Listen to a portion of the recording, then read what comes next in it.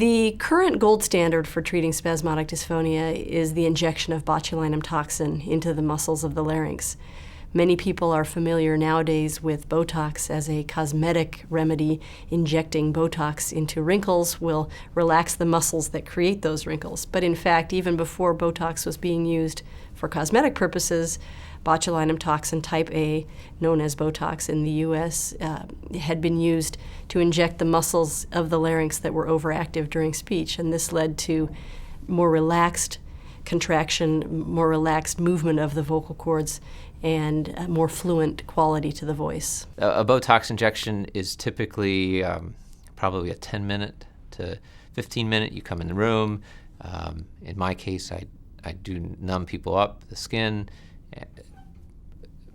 squirt some numbing medicine on the inside, and then wait 2 minutes for that to work, and while that's working, the medicine thaws, put the medicine in, and people go home. And they actually don't even really experience either the side effects or the benefits for another 24 hours. The muscles that we treat in laryngeal dystonia can encompass all three muscles, the TA, the LCA, and the IA. Depending on the results of our fine wire EMG, we might start with one of the muscles in particular. We found that in adductor laryngeal dystonia, there's a slight preponderance of treating the TA muscle more than the LCA muscle, although there certainly are patients with adductor laryngeal dystonia in whom the LCA is the most active muscle. When we look at tremor laryngeal dystonia, we find that there's a little bit more of a predominance of treating the LCA than the TA. Dosing botulinum toxin is an individual decision based on the patient presentation and the patient's needs. So some patients will come in with a very tight voice and will need higher dosages of botulinum toxin. Other patients will have milder forms of the dystonia and need much smaller dosages.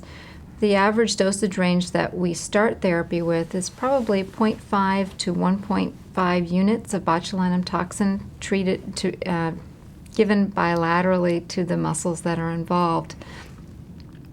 We typically tell patients that 2 to 3 injections are necessary before we're able to gauge the effectiveness and appropriately calibrate their dosage. We want to avoid side effects, which include primarily swallowing problems and breathiness. And so if these are present, we'll decrease the dosages so that those side effects are present for less than a week if possible. Some patients can't tolerate any breathiness at all because of their jobs. They may be a broadcaster or a teacher and would have a lot of difficulty with having any weak voice quality.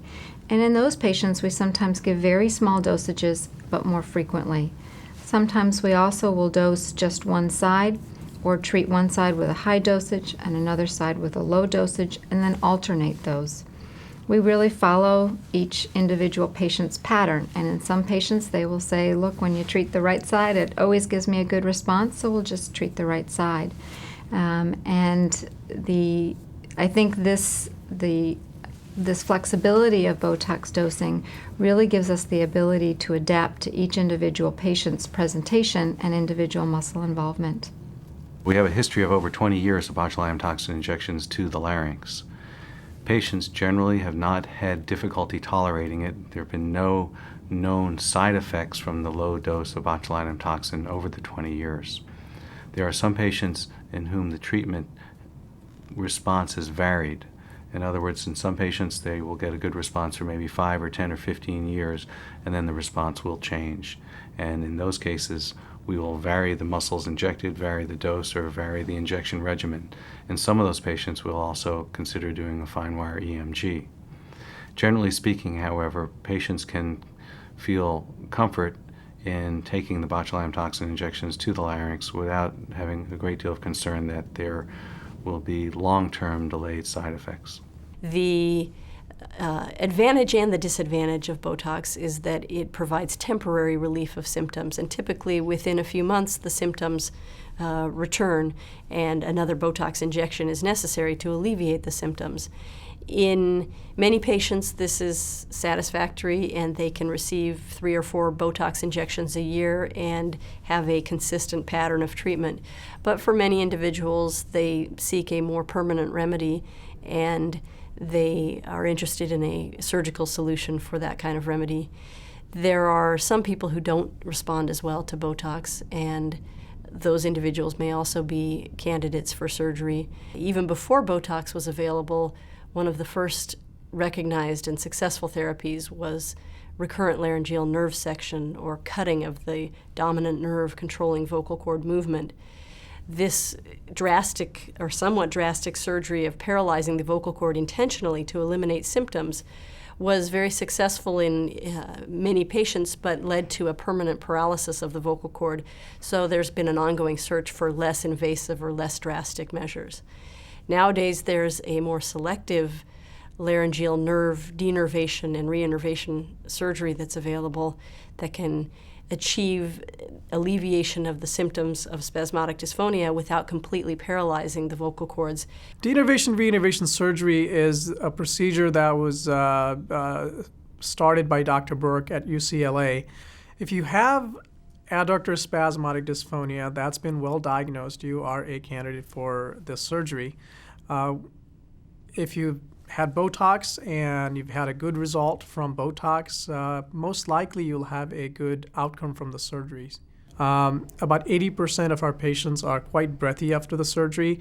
There are about 20% of our patients who actually have a fairly good voice without the dystonia right after the surgery. The voice does get better. By about 3 months, your voice is sounding fairly strong as the vocal cord is reinnervating. And between 6 months and 9 months, you have a fairly strong voice without dystonia. The maximal improvement is probably accomplished at about 12 months. We've had some patients where the dystonia has come back, so that's probably a failure of the operation. And most likely in that case, the nerve that has been cut, the nerve fibers from the nerve are able to regenerate and reinnervate the muscles. The incidence of the dystonia coming back is probably in the orders of 10-15%. The other risk of this surgery is being somewhat breathy after the surgery.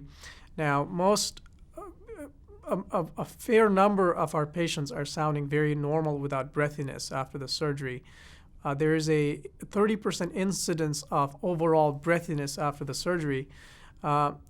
And there's even a smaller category who are in the severely breathy category. And that probably occurs because of excessive LCA myotomy, and we're changing the operation to do partial LCA myotomies. And in the past several years, I can't recall a patient who has been permanently breathy after the surgery. Voice therapy or voice treatment for spasmodic dysphonia in ad novo cases is useless. It will help patients to cope with the voice slightly, but will not eliminate symptoms to the point of daily usability. Now, when injection of Botox or recurrent laryngeal nerve occurs, this is essentially a rapid insult to the body. Something happens very quickly, either overnight or over 24 hours, or even immediately 2 hours later when you wake up. So body is in shock and needs to figure out how to compensate. And typically when patients compensate themselves, they go into the wrong direction because that's how we designed. So therefore therapy is crucial to show how we can produce voice now with this new system that is only partially working without causing unwanted compensation maneuvers. So voice therapy is very efficacious, in fact necessary post-operatively, but not preoperatively. It will not produce the same results.